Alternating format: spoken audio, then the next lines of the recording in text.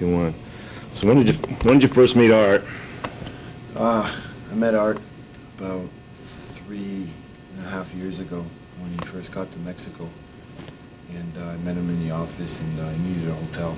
So I brought him to my hotel, and office wouldn't pay for it, so they stuck him in another one. And basically that's how we met, was just in the office, first time. And what kind of guy was he when you first met him? Well, I knew right away that it was going to be plenty of mischief taking place, because he was just mental. He was just nuts.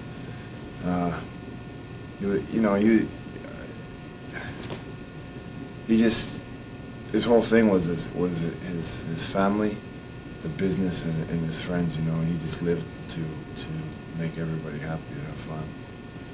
And when he was with us,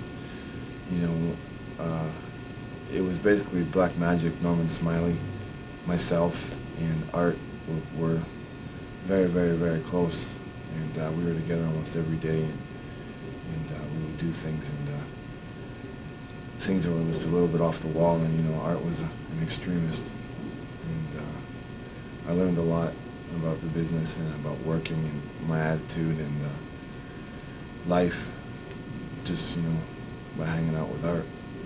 Since you met him, both your careers went in the same direction with different groups. How did he take it over the last couple of years?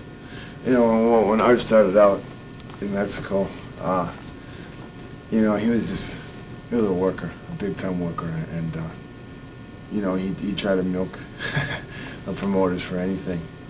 And I learned a lot about how to treat promoters that way, especially ones who try to stiff you for money or whatever. And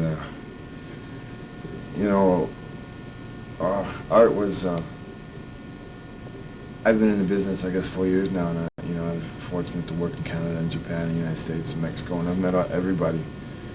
And Art is the only one who, aside from Eddie Guerrero, who had this passion for the business. He was just 100% pro wrestling 24 hours a day, always thinking, always scamming, always hustling, always trying to come up with a new angle or something. And when he, it was just a matter of time. When he turned heel, it was just like he was born again. And for me, being a mark, in the last 6 or 7, 8 years, he was probably the biggest thing to happen to wrestling, as far as being what he was. He was just a dynamite stick, and as a heel, he was just awesome. And I know lately everything was starting to explode for him. He was going to New Japan. He was about to do a second tour, and they were going to supposedly give him the big push. And then there was rumors about him wrestling maybe at ECW. Where was his head about all this stuff? Because I mean, things were just going crazy for him.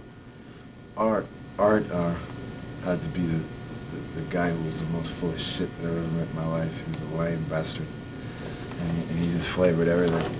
And I guess that's why we loved him so much, because he was just so funny.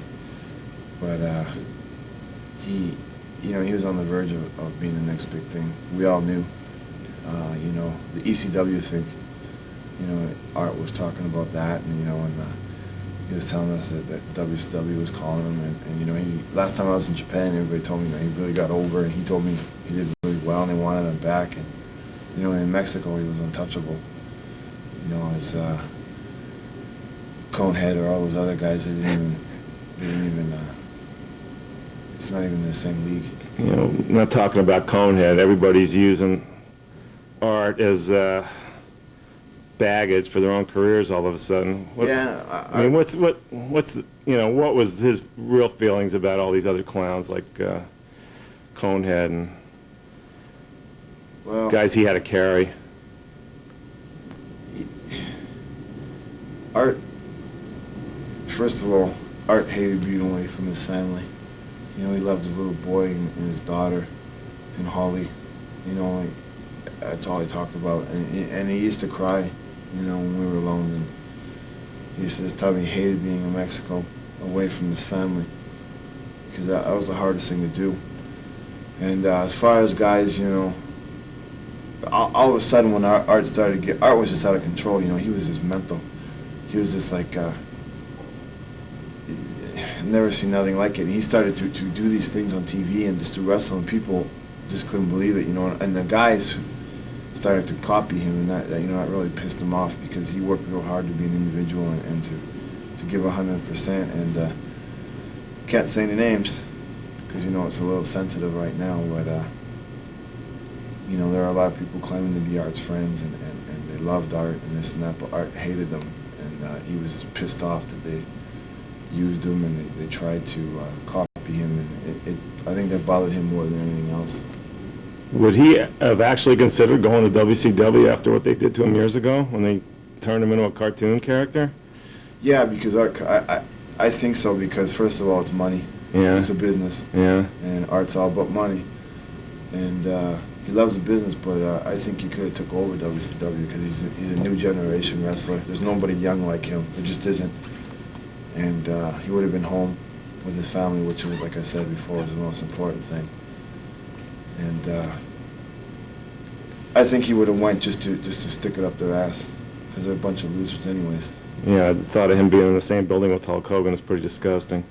You know, Art, he was cocky, you know, and he was good enough to back it up. The thing with Art is he respected everybody, you know, and he loved the Steiners and the Nasty Boys and guys like that, and the Hawk, and you know, Tonga. So I'm sure, you know, he would have been with his friends. Yeah. And that's you know, he could give a fuck if it's WCW or WWF or the Jobber Hogan or any of the other idiots up there. He just, Art was Art, and Art loved to be with the guys. Yeah, have you heard if AAA is going to be taking care of his family or taking care of his next child that's, what, 6 months away or so? I'm sure AAA is going to be taking care of themselves. Yeah. And, you know, I'm sure, thanks to Art, now they got some I'm sure they got some new angles because of Art. Yeah. You know, everybody's brokenhearted. And, So you were with Art on Monday night, right? yeah. And where was his head? Was he in a good mood? His head? Yeah, well, I mean, you know. It was so weird, because, you know, Chris Lionheart was there, and Magic was there, and I talked to Art on the phone, and, you know, I had to get up to train the next day real early, and I didn't really want to hang with those guys very late. You know, Art was real cool, and Magic told me, you know, that Art gave him a big hug, and gave him his room key, and he gave his key to Chris and said, if you guys want to come and use my room when I'm not here, and my VCR and this and that, and, you know, here's some presents for you guys, and you know, I love you, and I'm going to miss you, and we were like, what the fuck are you talking about? You know, he never, it was just a trip that he said all these things, and, you know, gave us all big hugs, and it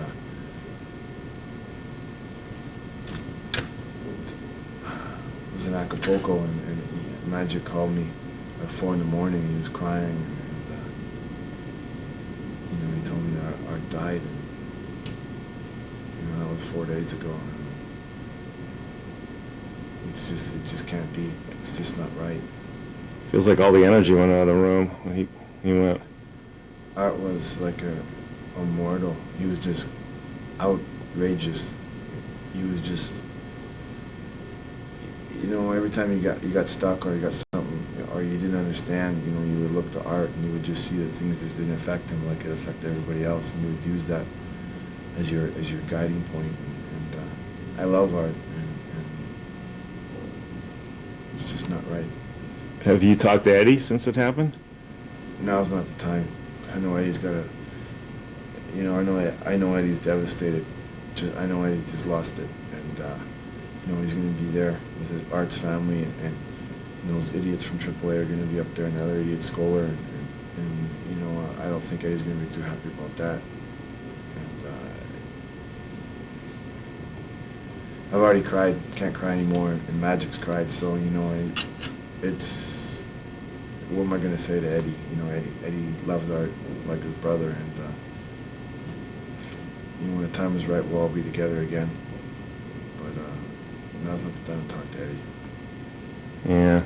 You haven't talked to the family then either? I talked to Art's mom. Oh, yeah? And Things must be real bad up there. Well, his son and his daughter and his wife and his dad and his brother and everybody. They just his mom was trying to be real strong, like every mother is, and she just started to cry, and I told her, what are you gonna say? Yeah. And I know Art, he would have $4,000 or $5,000 phone bills every month, and we'd be over there and he'd talk to his mom all the time, and he was just like a little boy. Yeah, he was a pretty intense guy all the way around. Yeah, he was a machine.